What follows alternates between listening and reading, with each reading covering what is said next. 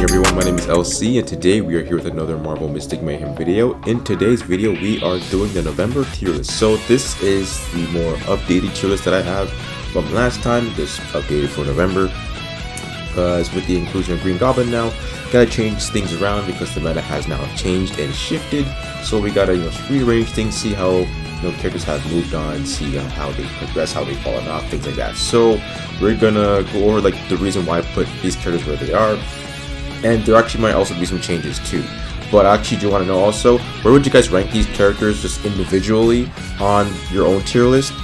And also let me know whether you agree with my rearranging or placement of said characters here, or or it's a whole different thing entirely. Let me know in the comments below. So anyways, let's get started. So I think my reasoning to the C tier just makes sense. I'm not gonna have anyone in D tier. I'm just gonna leave it be.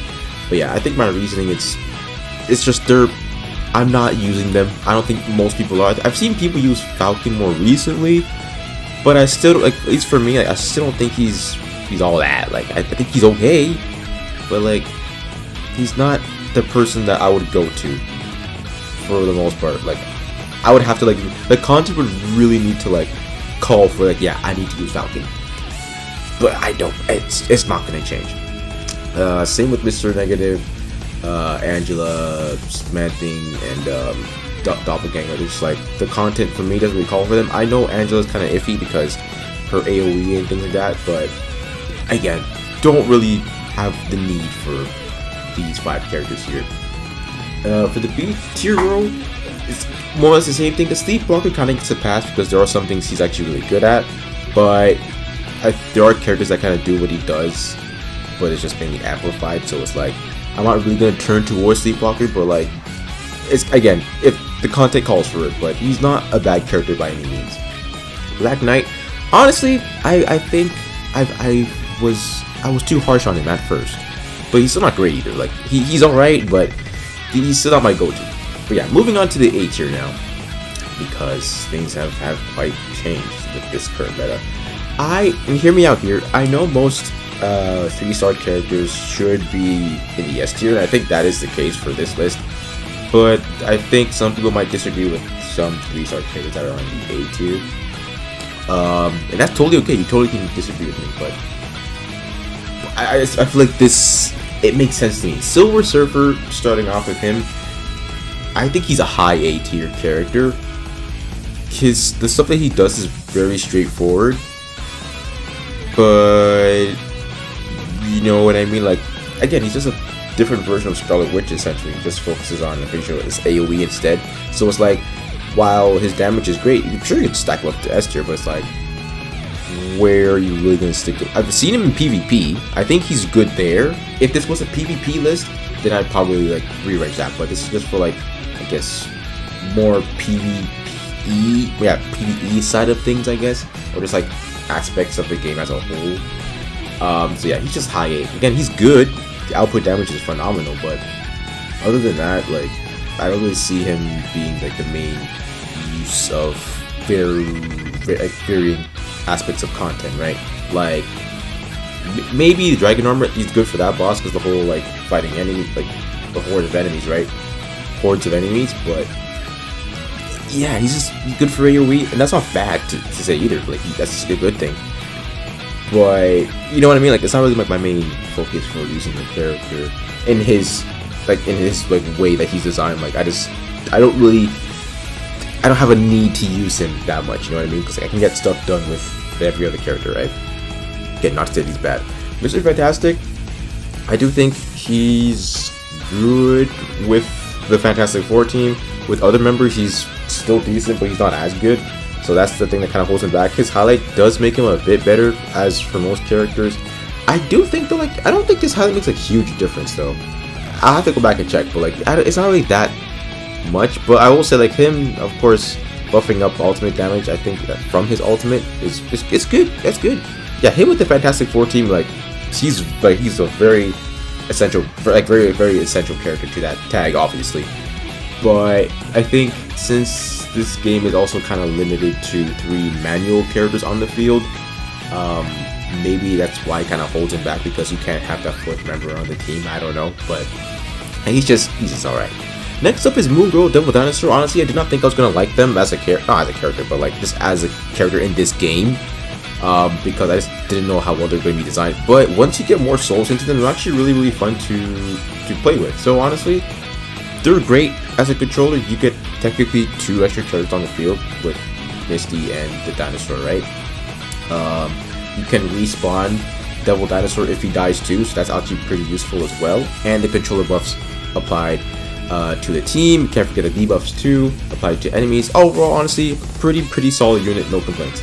Spider-Man is someone that I didn't like. At first I thought he was really good, and I kept playing with him more than I realized he was not good. And then a few more extra characters came out that I realized, okay, this is what's missing from Spider-Man. So honestly, now he's still in that high A threshold, because again, I do think he's a lot better now, with his highlight being one of the main factors here, but also the follow-up team kind of being fleshed out now. Will follow-up be like the not new meta, but like just the permanent meta, because they could always add a follow-up character and that tag just be constantly buffed over and over again, right? So it's like, I don't know if that tag can ever really just fizzle out of the game, because like they just always just get a new character and just like refresh everything. But yeah, for Spider-Man's case, he did need someone like Namor to like help carry him with like follow-ups, with the healing and damage reduction. I do think that was needed. Green Goblin kind of just ties it all together too. I'll get to that later, but yeah, they make him look a lot better, but his highlight does add on to him too. But yeah, Spider-Man, no complaints with him either. Hulk, great defensive 2-star character, no complaints. Lady Bullseye, basically same thing as for Hulk, but just striker character, she's great, just no complaints with her either. Armor, same thing for Hulk. I will say though, I just wish she could do more damage. I just feel like, again, great tanking character. Like, she takes little to no damage, especially in PvP too. Like, she will tank that. But other than that, her damage is not great. It's not. But honestly, it makes sense in the aspect, because not every, defensive character is meant to do damage, right? Okay, moving on to Storm. Storm is someone that I didn't like. I wanted to like her at first because Storm's a cool character, right? So I was like, how can I not like her as a character in this game? But I guess couldn't get the best utilization out of her. Probably because of not having her highlight. That's probably one of the main factors. But also, I just feel like she probably needs more souls to be like a lot more fun to use and play with against AoE characters. Because without that, it's just like she just kind of feels like you're just slapping a rock against paper. Like you might tear through it, but like, you know what I mean? It's just like meh. It's just a meh. So like, while she does have good aspects to her character and the way that she's designed in this game, it's like, I'm not gonna gun towards using her, and that's just how it is. But I do hope one day, like, when they put more X-Men characters in the game, I do hope like there's some good synergies for her, so like that will like just amplify her to the best of her ability. Next up is Loki. Oh boy, oh boy. I thought he was gonna be not game breaking, but like, very defining in the meta, and I think he was for his chapter. But that was about it. Man, I'm sorry, man fell off. But who was using Loki in the late year of 2025? It ain't me, man. Do I regret summoning for him? Not entirely. But it's like, if I knew he was gonna fall off that fast, then I would have thought twice about summoning. So he does have nice things about him, I will say, like, crafting the illusion of him, and then I'm pretty sure once it's destroyed, he gets I think ultimate energy. That's really good. Him also reviving after he gets eliminated the first time, also good too. Like those are good things about him. But where are you using him? I don't think he has much places to be used. Maybe I'm just not using the correct places, but I don't see him in PvP. I don't see anyone using him in boss missions. I don't see anyone using him in the story. Maybe in like the Raging Rapid, like that might work, because I think you have a lot more leeway with that challenge mode. But other than that, I'm not using Loki no more. So he's mid A tier, because again, while he does have good stuff, yeah, that's just about it. He just has good stuff. But where are you gonna use? Dream Queen, honestly, someone who I did not think would be good, but honestly is very, very solid. A very, very solid 2-star character. Echo, Basically, the starting lineup you see here, excluding you, they're all basically the same in terms of like they're all good for 2 stars. They all do good things. I'm not expecting them to do more. Like they're good to the point where like you think they might be 3 stars, right? So Echo, hey, that follow-up damage is nuts. She just, it's like a mini nuke. Same with Misty Knight here. But moving on to here, her, she just getting good damage too. No complaints with these 2 at all. Sentry, yeah, I think at first he was good. Well, not good, but like at first the meta suited him because the game was just starting out, so like you get away with a lot more. But now the meta doesn't really call for him, so yeah, it's unfortunate. We'll get here. Next up is the Thing. Great defensive option to use if you don't have Hulk or you just want to try something else with team synergies, but you know, Fantastic Four. I do think he can be a pain in the butt to fight against if you are, you know, using him in PvP. So I wouldn't mind, like if you want to use him, go right ahead. I don't think you have a bad problem with that. If you have Human Torch alongside, you can do even better things with him. So the Thing, honestly, really good. I'm not saying, actually, no, let's be, well, let's just say this is in order. So let's just put Thing like beside Hulk, I guess, because honestly, he's not essentially bad. He's not bad at all. It's not low A tier by any means. Human Torch, basically the same deal. I do think though, like he has to be like ramped up to be a bit better to get that damage to show. But other than that, honestly, like nothing wrong with him at all. I'm just re-raging this because Loki should not be in it. There's no disrespect, but like he should not be there. I'm gonna put Echo here. Armor side. Yeah, this actually late. Yeah, this looks fairly good. But I'm just thinking because like I know Misty is better than Storm in my opinion. Yeah, I'll leave it here. Again, Storm's not terrible, but y'all know what I said anyways. Okay, moving on to the S tier, we're gonna go from I guess bottom to the top. Starting off with Psylocke. Great character, great follow-up damage. Her shenanigans are annoying. The ability to, I think, dodge 100% of the time. Well, I think. I could be very, very wrong. I think it's 100% of the time when her health is below 50% of her, I guess, max HP. So that alone, that ability just busted. Give her the Veneer Horse's Feather, even more busted. So, it's a great character. She can bypass shields, I believe. There's some shields, not all the shields, but she can do that. We get like explosive damage too. Just a great 2-star character. Like you'd think she'd be a 3-star, but she's not. She's a great character. Gambit, while good, he's just good. I think he's great for. Well, let me rephrase this. Gambit's good when it comes to single target DPS, similar to like Wando over here, but he's just for melee. Not that he can't work in AoE settings, because he does have an AoE at like ultimate, but it's just a lot more effective to use him on those like not hefty, but those boss missions where you can just lower down their defense and then just go for the elimination, right? So he's really good for those kind of things. Great for AoE, great attack damage output. Not much else to say about him. Juggernaut, you already know you're busted up the wall. Actually, I'm gonna put this kind of higher up. What am I doing? This man's a menace. PvP, he makes things annoying for PvP. Like whenever I see him in a match, I just don't want to play it. It's just so annoying. Iron Man, wild, GOAT S tier character. That's about it. He's just the GOAT S tier character. I don't have much else to say about Iron Man because he does get the job done, but I don't use him. He's just basically the yellow element of Scarlet Witch and focuses on AoE too. So there's that. Doctor Strange, great controller character. Out of these 3 for controller, I want to say he could be in the middle actually.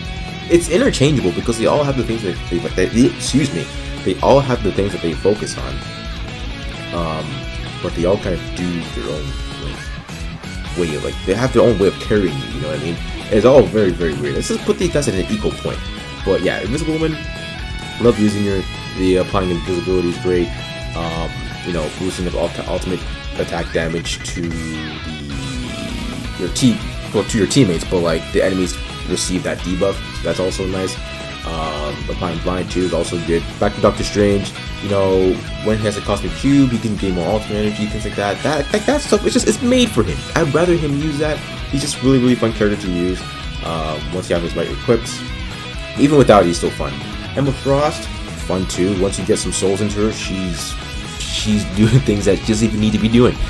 and that's kind of like what the reason as to why like people didn't like her at first, because when you first get her, you can see that a lot of things were like not gated, but they were like left aside in her soul passage, right? So it's like, where's all this extra stuff? And that can be said for extra characters here, but it's like some of these characters are like are fine without the souls, right?